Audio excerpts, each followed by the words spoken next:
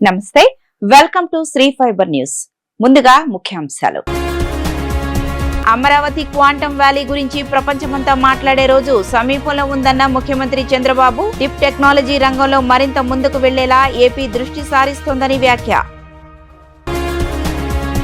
Central library నిర్మాణం, పాఠశాల విద్యాశాఖపై మంత్రి నారా లోకేష్ సమీక్ష. లైబ్రరీ ప్రపంచ స్థాయి ప్రమాణాలతో ఉండాలని అధికారులకు ఆదేశం. సచివాలయంలో పరిపాలనా భవనాల నిర్మాణంపై మంత్రివర్గ ఉపసంఘం భేటీ. ఐకానిక్ టవర్ల నిర్మాణంపై చర్చ. శాఖల వారీ ఉద్యోగుల మేరకు వర్క్ స్పేస్ కేటాయింపుపై చర్చించినట్లు మంత్రి నారాయణ వెల్లడి. అమరావతి క్వాంటమ్ వ్యాలీ గురించి ప్రపంచమంతా మాట్లాడే రోజు సమీప భవిష్యత్తులో వస్తుందని సీఎం చంద్రబాబు నాయుడు అన్నారు. ప్రపంచానికి క్వాంటమ్ కంప్యూటింగ్ కు సంబంధించిన పరికరాలను తయారు చేసే క్వాంటమ్ ఎకో సిస్టానికి రూపకల్పన చేసినట్లు ఆయన తెలిపారు. ఢిల్లీలో నిర్వహించిన ఏఐ ఇంపాక్ట్ సమ్మిట్ లో ముఖ్యమంత్రి చంద్రబాబు నాయుడు పాల్గొన్నారు. ఈ సందర్భంగా ఏపీలో క్వాంటమ్ ఏఐ రంగాల్లో నైపుణ్యాభివృద్ధి, మౌలిక వసతుల అభివృద్ధి కల్పించే దిశగా వివిధ సంస్థలతో 7 ఒప్పందాలు చేసుకున్నారు. ఏపీని క్వాంటమ్ ఏఐ హబ్ గా తీర్చిదిద్దడం, అమరావతిలోని క్వాంటమ్ వ్యాలీకి జాతీయ, అంతర్జాతీయ స్థాయి గుర్తింపు తెచ్చేలా ఎంఓయూలు తీసుకున్నారు. ఈ సందర్భంగా చంద్రబాబు మాట్లాడుతూ, ప్రపంచానికి క్వాంటమ్ కంప్యూటింగ్ కు సంబంధించిన పరికరాలను కూడా తయారు చేసేలా క్వాంటమ్ ఎకో సిస్టమ్ రూపకల్పన చేస్తున్నట్లు వివరించారు. దేశాన్ని అగ్రస్థానంలో నిలబెట్టాలన్న ఆకాంక్షతో ప్రధాని మోదీ పనిచేస్తున్నారన్న ముఖ్యమంత్రి, దేశం దానిని సాధించి తీరుతుందన్నారు. ఏఐ అద్భుతాలు సాధిస్తుందన్న విశ్వాసం ఉందన్న సీఎం, పౌరులందరికీ ప్రయోజనం కలిగేలా సావరిన్ ఏఐని వినియోగించేందుకు ప్రభుత్వంగా తాము ప్రయత్నం చేస్తున్నామని తెలిపారు.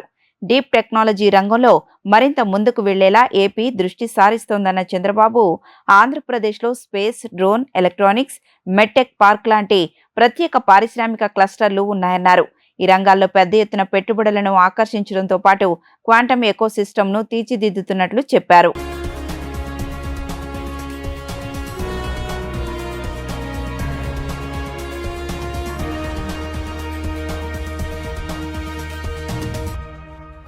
అమరావతిలో నిర్మించుకున్న కేంద్ర గ్రంథాలయం ఆంధ్రప్రదేశ్ రాష్ట్ర చరిత్ర, సంస్కృతికి చిహ్నంగా ఉండాలని మంత్రి లోకేష్ పేర్కొన్నారు. లైబ్రరీ ప్రపంచ స్థాయి ప్రమాణాలతో ఉండాలని ఆయన అన్నారు. మన చరిత్ర వారసత్వానికి చిహ్నంగా నిలిచేలా ఉండాలని ఆయన స్పష్టం చేశారు. సెంట్రల్ లైబ్రరీ నిర్మాణం, పాఠశాల విద్యాశాఖపై అధికారులతో మంత్రి నారా లోకేష్ సమీక్షించారు. ఈ సందర్భంగా ఆయన మాట్లాడుతూ, గ్రంథాలయ నమూనాను, నిపుణులు రూపొందించిన వీడియోను పరిశీలించి పలు సూచనలు చేశారు. ఆర్కైవ్స్, ఆడిటోరియంతో పాటు 15 లక్షలకు పైగా పుస్తకాలు అందుబాటులో ఉంచాలని స్పష్టం చేశారు.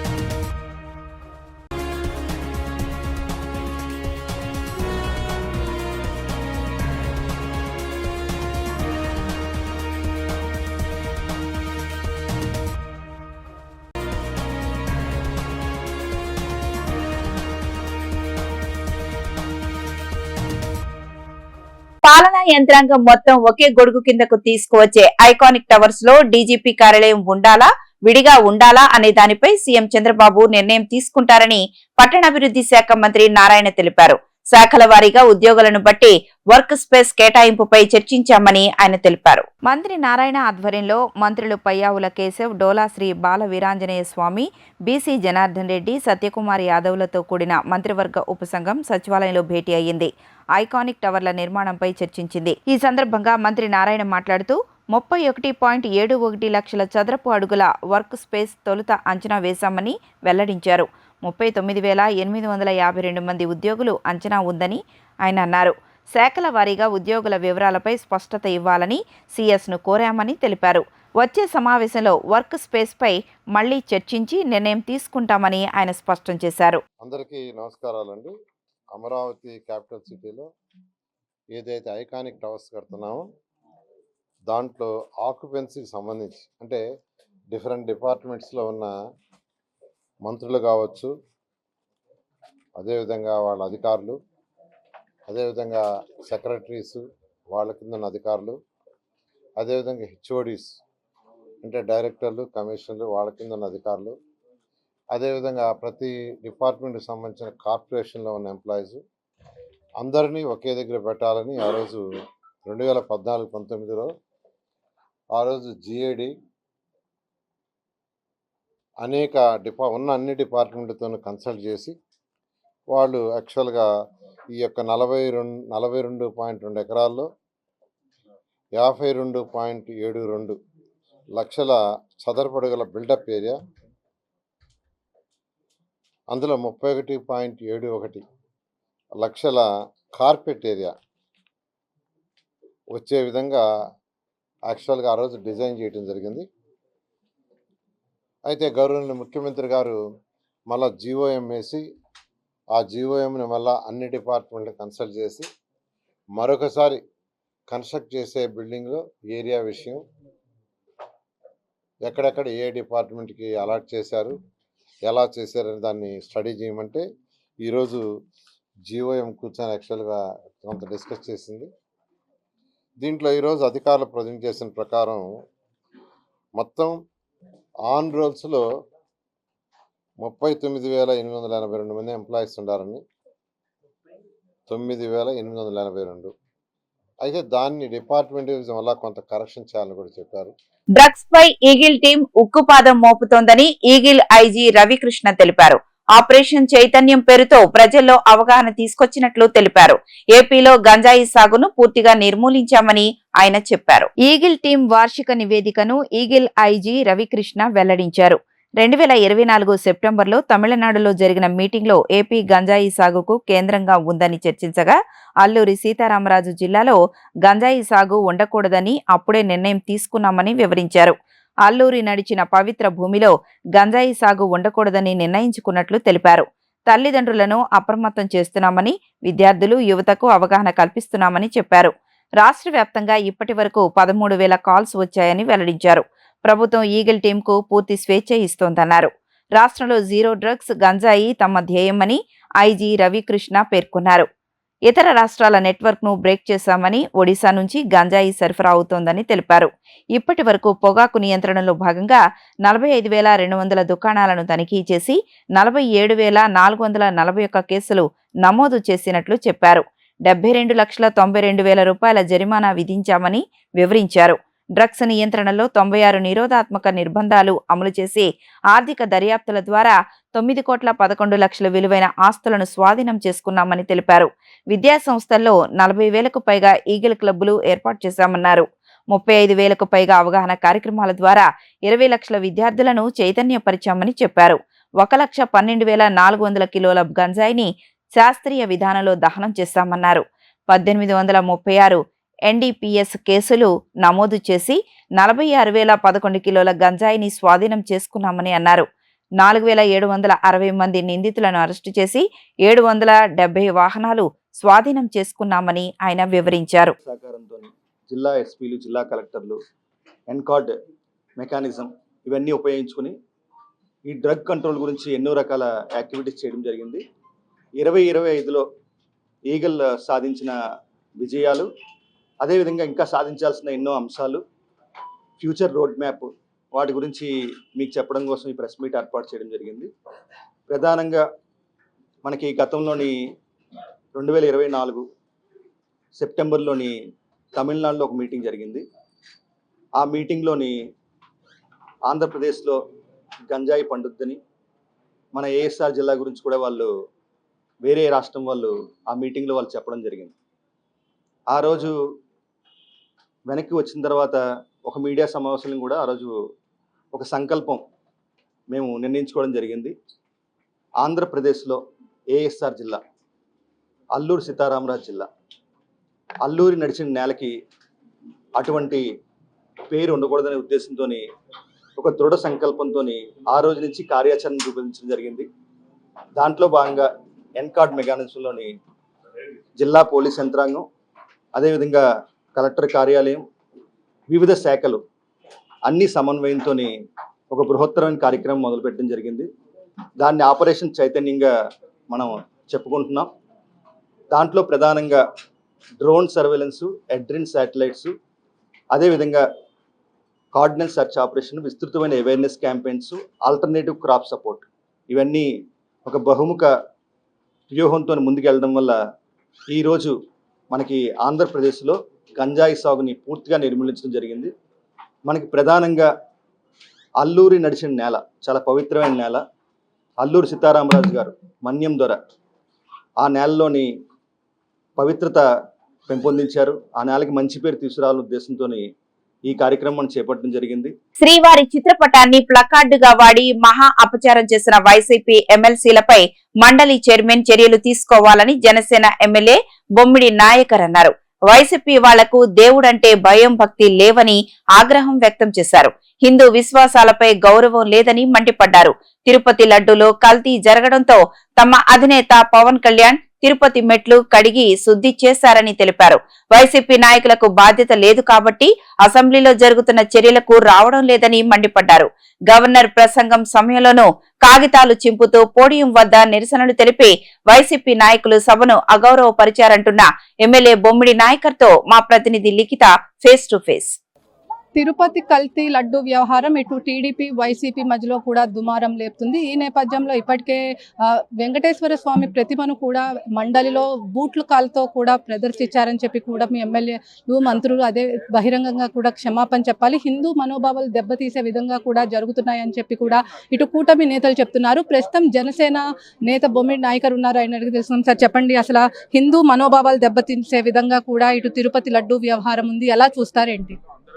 అంటే ఈరోజు ఏదైతే సెషన్స్లో జరిగినది చాలా దారుణమైన సంఘటన. ఎందుకంటే మనం ప్రజాక్షేత్రంలో చూసుకుంటే కనుక ప్రజలందరూ కూడా ఓట్లేసి ప్రజా సమస్యల కోసం మాట్లాడే విధానాన్ని మరి అసెంబ్లీలో తీసుకురావాల్సిన పరిస్థితి. అంటే గత 10 రోజుల నుంచి కూడా మనం చూస్తున్నాం. ఇటు మండలిలో కానీ అదేవిధంగా అసెంబ్లీలో ఇక్కడ ఇటు కానీ లెజిస్లేటివ్లో కానీ మరి ఎక్కడా కూడా ఆ వైఎస్ఆర్ నాయకులు వచ్చి సభను ముందుకు తీసుకెళ్లే విధంగా చేయకపోవడమే కాకుండా అంటే ఏదైతే ఇష్యూస్ అక్కడ ఉన్న సమస్యలు కానీ లేకపోతే వాళ్ళ బడ్జెట్ మనం ప్రవేశపెట్టిన బడ్జెట్ మీద ఉన్న అంశాలు కానీ సంబంధించినట్టు ఎక్కడా కూడా మాట్లాడకుండా వారు మాట్లాడేది ఏంటంటే ప్రతిపక్ష హోదా అంటే యాక్చువల్ ప్రజలు ప్రతిపక్ష హోదా ఇస్తారు అవసరమైతే. నువ్వు ప్రజల సమస్యలపై ప్రజల ద్వారా గెలుచుకున్నారు కాబట్టి మీరు ఇక్కడ శాలరీస్ కూడా తీసుకున్నారు మీరందరూ కూడా. మరి అలాంటి పరిస్థితులు ప్రజల కోసం మీరు నిరంతరం ప్రశ్నించాలని చెప్పి చెయ్యాలి. అలాంటిది పోయి మానేసి ఇది కల్తీ ఏదైతే మనం నెయ్యిది కల్తీది ఉందో దాన్ని డైవర్ట్ చేసే విధానంలో మరి ఈ రోజున చాలా దారుణమైన సంఘటన ఈ రోజున చూసుకుంటే కనుక మనందరూ కూడా మన భారతదేశంలో కానీ ప్రపంచంలో కానీ ఉన్న హిందువులందరూ కూడా కలియుగ దైవంగా మనం చాలా పవిత్రంగా కొలుసుకునే మరి వెంకటేశ్వర స్వామి యొక్క పటాలను కూడా వీళ్ళందరూ ప్లకార్డుల కింద తీసుకొచ్చి చెప్పులు బూట్లు వేసుకుని అదేవిధంగా ప్లకార్డులు తీసుకురావడమే కాకుండా సభ మీద ఉన్నటువంటి ఆ ప్లకార్డుని చించివేసి మరి మేదేయడం కూడా చాలా దారుణమైన సంఘటన ఇది. ఉప ముఖ్యమంత్రి పవన్ కళ్యాణ్ అదేవిధంగా మీ నాయకుడు పవన్ కళ్యాణ్ కూడా ఇటు ఈ కల్తీ లడ్డు జరిగిందని తిరుపతి మెట్ల మార్గం ద్వారా కాలినడకను వెళ్లారు. కానీ ఆయన మనోభావాలు దెబ్బతీసిన పరిస్థితి, ఆయన మనోభావాలే కాదు హిందువులో ఉన్న మనోభావాలు అన్ని కూడా దెబ్బతీసిన జనసేన పార్టీ ఎలా ముందుకెళ్ళబోతుంది ఏంటి? అంటే తప్పనిసరిగా అండి ఆ రోజున పవన్ కళ్యాణ్ గారు ఏదైతే కల్తీ మద్యం మీద మొదటగా వచ్చిందో కల్తీ లడ్డు మీద అలాంటి పరిస్థితులు మొదటగా పవన్ కళ్యాణ్ గారు కూడా అక్కడ ఉన్న తిరుపతి వెళ్ళి స్వయంగా అక్కడ ఉన్నటువంటి మెట్లు కానీ లేకపోతే పవిత్రం అక్కడ శుభ్రం చేసి ఆ పవిత్రను కాపాడే విధంగా ఆ రోజు ముందుకు రావడం అంటే పశ్చాత్తాప దీక్ష చేసి ఆయన ఆ దీక్ష ద్వారా ఆ రోజున హిందువుల యొక్క మనోభావాల్ని గౌరవించే విధంగా కానీ తీసుకురావడం. ఎందుకంటే వైఎస్ఆర్ ప్రభుత్వం చూసుకుంటే కానీ హిందువులను ఆ రోజున కల్తీ లడ్డు విషయంలో కానీ ఈ రోజున ఈ దుర్ఘటన సభలో జరిగిన దుర్ఘటన చాలా దారుణమైన సంఘటన. ఇలాంటిది మేము వైఎస్ఆర్ పార్టీ నాయకులు తప్పనిసరిగా మరి క్షమాపణ చెప్పాలి. మరి మా సభ్యులందరూ కూడా వెళ్ళి మరి అక్కడ చైర్మన్ గారికి ఆరోపణ చేశారు. వారందరూ కూడా ఏదైతే సభలో ముందుకు జరగాలంటే కనుక మరి చైర్మన్ గారు ఇచ్చిన తీరుని బట్టి ఈ సభలు ముందుకెళ్లే విధంగా ఉంటుంది. అంటే హిందువుల యొక్క మనోభావం దెబ్బతీసే విధంగా చేశారు కాబట్టి హిందువులందరికీ కూడా క్షమాపణ చెప్పాలని చెప్పి ఈ కూటమి ద్వారా మేము అందరూ కూడా తెలియజేస్తున్నాం. మొదటి రోజు జగన్ వచ్చాడు, 11 నిమిషాలు ఉన్నాడు. ఏం మెసేజ్ ఇవ్వబోతున్నారు అంటే వాళ్ళ పార్టీ ఎమ్మెల్యేలు ఎవరు కూడా సభకు రావట్లేదు, కానీ ప్రెస్ మీట్లు మాత్రం గంటలు చెప్తున్న పరిస్థితి ఎలా చూస్తారు? అంటే ఒక్క విషయం మాట్లాడుకోవాల్సిన సందర్భం ఉంది. ఆ రోజున సభ స్టార్ట్ అయినప్పుడు మరి గౌరవ పెద్దలు గౌరవనీయులు గవర్నర్ గారు ఏదైతే స్పీచ్ ఇస్తున్నారో అలాంటి సందర్భంలో కూడా వైఎస్ఆర్ నాయకులు 11 మంది కానీ లేకపోతే ఎమ్మెల్సీలు కానీ జగన్మోహన్ రెడ్డితో సహా వచ్చి మరి ఫ్లెకార్డ్స్ ఆ రోజున కూడా ఫ్లెకార్డ్స్ పెట్టుకుని ఆయన మాట్లాడుతున్నప్పుడు కూడా ఆ ఫ్లెకార్డ్స్ ఆయన మీదకి వేసిన తీరు చాలా దౌర్భాగ్యమైనది.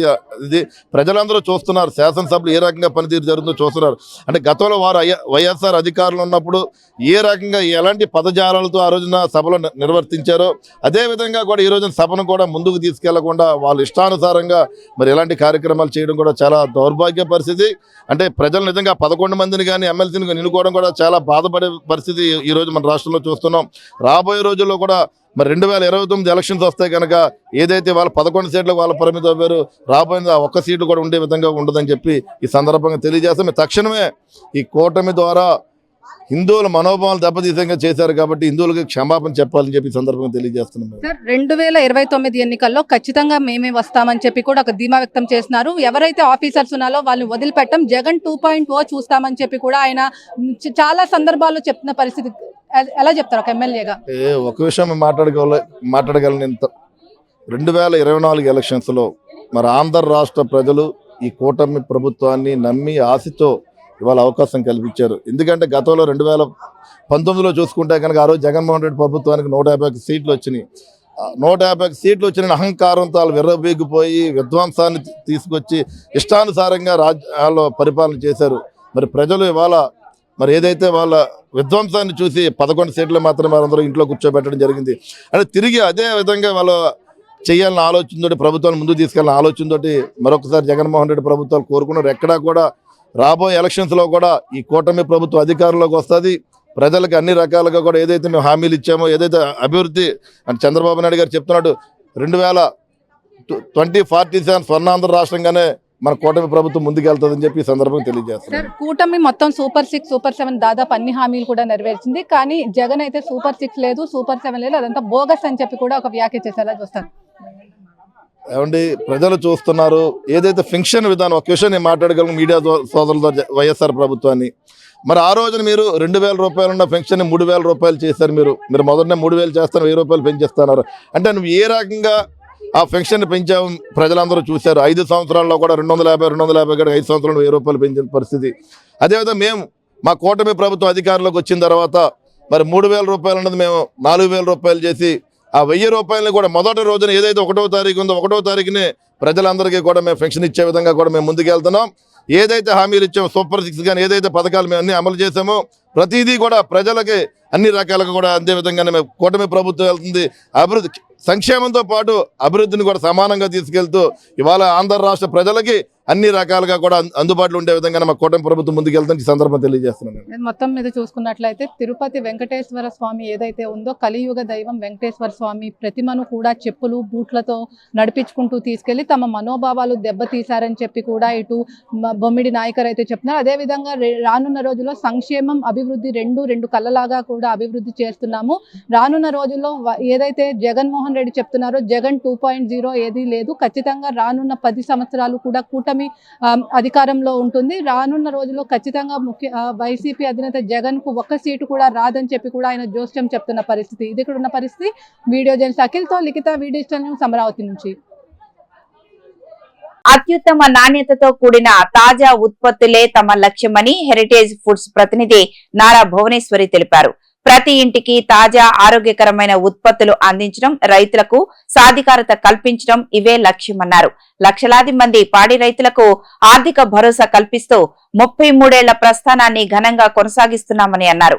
4 కోట్లతో చిన్న సంస్థగా మొదలైన ఈ సంస్థ ఇప్పుడు 4000 కోట్లతో భారీ సంస్థగా ఎదిగిన ఈ ప్రయాణంలో పారదర్శకత, నాణ్యత తమ విజయ రహస్యాలని ఆమె పునరుద్ఘాటించారు.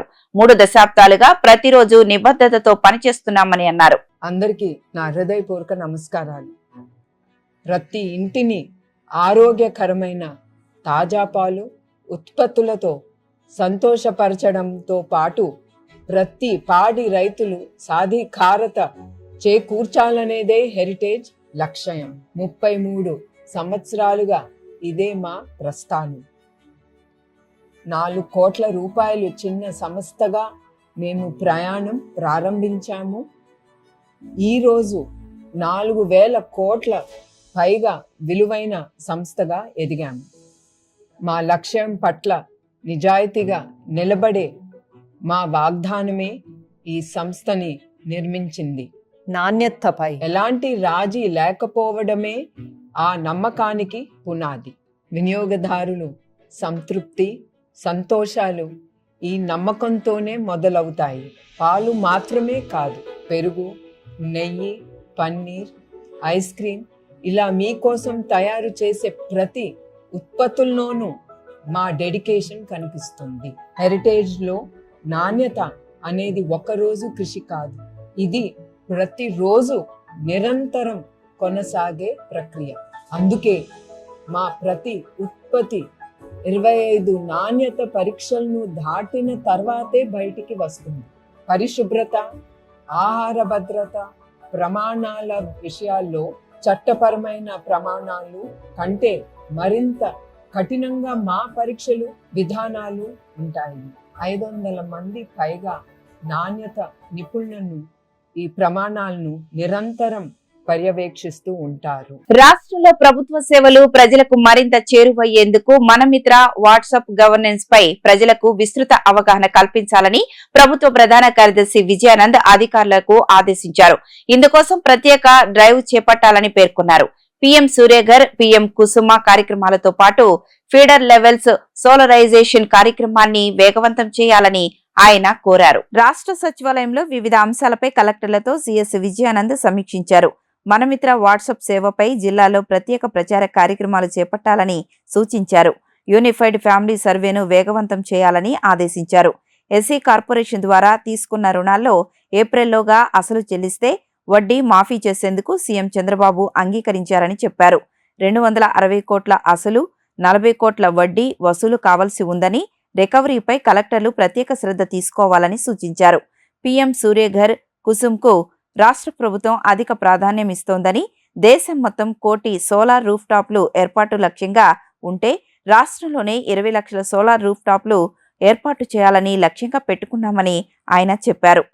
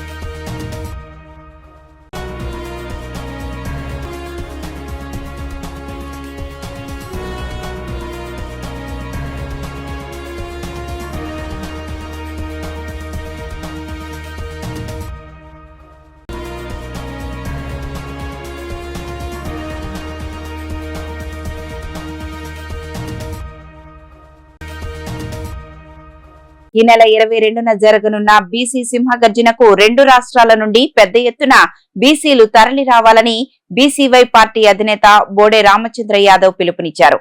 బీసీ సింహగర్జన సభ జరగకుండా అడ్డుకున్న వారందరికీ కోర్టు ఇచ్చిన ఉత్తర్వులు చెంపపెట్టు లాంటిదన్నారు.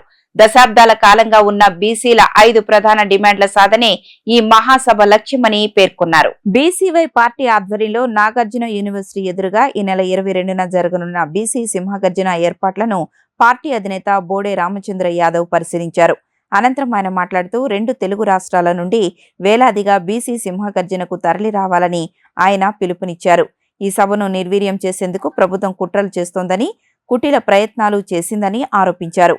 పోలీసులు ఈ సభకు అనుమతి ఇవ్వకుండా ఇబ్బందులకు గురిచేశారని, ఈ నేపథ్యంలో తాము హైకోర్టును ఆశ్రయించామని, కోర్టు ఇచ్చిన ఆదేశాలు ప్రభుత్వానికి చెంపపెట్టు లాంటివని బోడే రామచంద్ర యాదవ్ వ్యాఖ్యానించారు. పోలీసులు ఈ సభకు అనుమతి ఇవ్వకుండా ఇబ్బందులకు గురిచేశారని, ఈ నేపథ్యంలో తాము హైకోర్టును ఆశ్రయించామని, కోర్టు ఇచ్చిన ఆదేశాలు ప్రభుత్వానికి చెంపపెట్టు లాంటివని బోడే రామచంద్ర యాదవ్ వ్యాఖ్యానించారు. రాష్ట్రంలో 3 కోట్ల జనాభా ఉన్న బీసీలు తమకు వెన్నెముక అంటూ ప్రకటించే చంద్రబాబు వారి సంక్షేమాన్ని విస్మరించారని మండిపడ్డారు. బీసీలకు రక్షణ చట్టాన్ని అమలు చేయాలని, రాజధాని నిర్మాణంలో భాగస్వామ్యం కల్పించాలని, విద్య, ఉద్యోగ, రాజకీయాలలో 40% రిజర్వేషన్లు కల్పించాలని ఆయన డిమాండ్ చేశారు.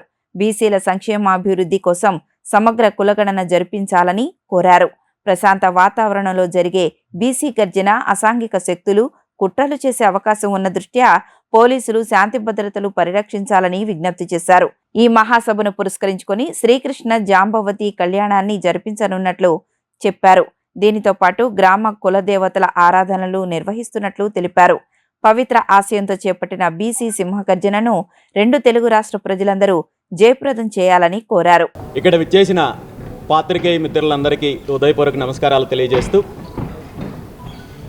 బీసీలకు సంబంధించిన 5 ప్రధాన అంశాల సాధనే, 5 ప్రధాన డిమాండ్ల సాధనే లక్ష్యంగా ఈ నెల 22వ తేదీన అంటే వచ్చే ఆదివారము మధ్యాహ్నము 2 గంటల నుండి 5 గంటల వరకు గుంటూరు విజయవాడ మార్గ మధ్యలో నాగార్జున యూనివర్సిటీ ఎదురుగా ఉన్న పూలే అంబేద్కర్ మండల్ కర్పూరి ప్రాంగణంలో భారీ బహిరంగ సభ బీసీవై పార్టీ ఆధ్వర్యంలో నిర్వహిస్తున్నాము. ఈ భారీ బహిరంగ సభ యొక్క ప్రధాన ఉద్దేశము, ఎజెండా గత అనేక దశాబ్దాల కాలం నుండి బీసీలకు సంబంధించిన ప్రధాన అంశాల సాధన కోసము, అదేవిధంగా ఈ ఉద్యమానికి భవిష్యత్తు కార్యాచరణ ప్రకటించడం కోసం ఏర్పాటు చేయడం జరిగింది. ఈ 5 ప్రధాన డిమాండ్లు తీసుకుంటే ముఖ్యంగా బీసీలకు సంబంధించిన రక్షణ చట్టాన్ని వెంటనే అమలు చేయాలని, అదేవిధంగా ఆంధ్రప్రదేశ్ రాష్ట్ర రాజధాని నిర్మాణంలో బీసీల యొక్క భాగస్వామ్యము, అదేవిధంగా కనీసము రాజధాని ప్రాంతంలో బీసీల అభివృద్ధి కోసము, బీసీల యొక్క ఏదైతే భవనాల నిర్మాణం కోసము, బీసీ పెట్టుబడిదారులు, పారిశ్రామికవేత్తలకు అభివృద్ధిలో భాగస్వామ్యం కోసం కనీసము 1000 ఎకరాల కేటాయింపు చేయాలి అనే డిమాండ్తో పాటు అనేక దశాబ్దాల కాలం నుండి పెండింగ్లో ఉన్న విద్య, ఉద్యోగ, స్థానిక సంస్థల ఎన్నికల్లో బీసీలకు 44% రిజర్వేషన్లు కల్పించాలి. మరీ ముఖ్యంగా సమగ్ర కులగణన చేపట్టాలి. సమగ్ర కులగణన చేపట్టి బీసీలకు 44% రిజర్వేషన్లు అమలు చేసిన తర్వాతే వచ్చే స్థానిక సంస్థలు వెళ్ళాలి అనే డిమాండ్తో పాటు బీసీ కార్పొరేషన్లకు సంబంధించి ఖచ్చితంగా నిధులు కేటాయించి ఈ బీసీ కార్పొరేషన్లు బీసీ సామాజిక వర్గాలకు సంబంధించిన అభివృద్ధి చెయ్యాలి అనే ఈ 5 ప్రధాన డిమాండ్లతో బహిరంగ సభ నిర్వహించబోతున్నాం. ఏపీ మంత్రి నారా లోకేష్ కూటమి ప్రజా ప్రతినిధులు, కుటుంబ సభ్యులతో నిర్వహించిన విందు సమావేశం ప్రత్యేకంగా ఆకర్షణీయంగా సాగింది. ఆంధ్రప్రదేశ్ రాజకీయాల్లో అధికార కూటమి తెలుగుదేశం, జనసేన, బీజేపీ పార్టీల మధ్య సమన్వయం కేవలం పాలనకే పరిమితం కాకుండా కుటుంబ బంధాలను బలోపేతం చేసే దిశగా సాగుతోంది. ఆంధ్రప్రదేశ్ విద్యా, ఐటీ శాఖల మంత్రి నారా లోకేష్ ఉండవల్లిలోని తన నివాసంలో ఏర్పాటు చేసిన విందు సమావేశం దీనికి నిదర్శనంగా నిలిచింది. ఉండవల్లిలో మంత్రి నారా లోకేష్ తన నివాసంలో కూటమి ప్రజా ప్రతినిధుల కోసం వరుసగా విందు సమావేశాలు నిర్వహిస్తున్నారు. ఈ క్రమంలో రాజమహేంద్రవరం, నరసాపురం పార్లమెంటు నియోజకవర్గాలకు చెందిన ఎంపీలు, ఎమ్మెల్యేలు, వారి కుటుంబ సభ్యులతో ఉండవల్లి నివాసం సందడిగా మారింది. 3 పార్టీలు ఒకే కుటుంబంగా కలిసిపోయి ఆనందంగా గడిపారు. ఈ విందు కేవలం రాజకీయ చర్చలకే పరిమితం కాలేదు. టీడీపీ, బీజేపీ, జనసేన పార్టీల ప్రజా ప్రతినిధులంతా తమ కుటుంబ సభ్యులతో కలిసి హాజరయ్యారు. కూటమి అంటే కేవలం 3 పార్టీల కలయిక కాదు, ఇదొక పెద్ద కుటుంబం అనే సందేశాన్ని ఈ సమావేశం చాటి చెప్పింది. కృష్ణానది ఒడ్డున సాగిన ఈ ఆతిథ్యం గోదావరి జిల్లాల అతిథులకు సరికొత్త అనుభూతిని మిగిల్చింది. ఉండవల్లి నివాసం ఒక ఉత్సవ వాతావరణాన్ని తలపించింది. రాజకీయాలకు అతీతంగా వ్యక్తిగత విషయాలపై నేతలు చర్చించారు. కూటమి ఎమ్మెల్యేల కుటుంబ సభ్యులు ఒకరినొకరు పరిచయం చేసుకుంటూ ఉత్సాహంగా గడిపారు. నివాస ప్రాంగణంలో పిల్లల ఆటపాటలతో సందడి నెలకొంది. విచ్చేసిన ప్రజాప్రతినిధులు లోకేష్పై తమకున్న అభిమానాన్ని చాటుకున్నారు. రాజమండ్రి సిటీ ఎమ్మెల్యే ఆదిరెడ్డి వాసు ప్రపంచ ప్రసిద్ధిగాంచిన రాజమండ్రి రత్నం పెన్ను లోకేష్కు బహుకరించారు. లోకేష్ బ్రాహ్మణి దంపతుల చిత్రాన్ని వస్త్రంపై ఎంతో ఓపిగ్గా ఎంబ్రాయిడరీ చేయించి ఎమ్మెల్యే బొమ్మడి నాయకర్ కానుకగా ఇచ్చారు. ఈ అపురూప కానుక లోకేష్ను విశేషంగా ఆకట్టుకుంది. ఆత్మీయ విందు అనంతరం లోకేష్ దంపతులు తమ అతిథులకు ఆత్మీయ వీడ్కోలు పలికారు.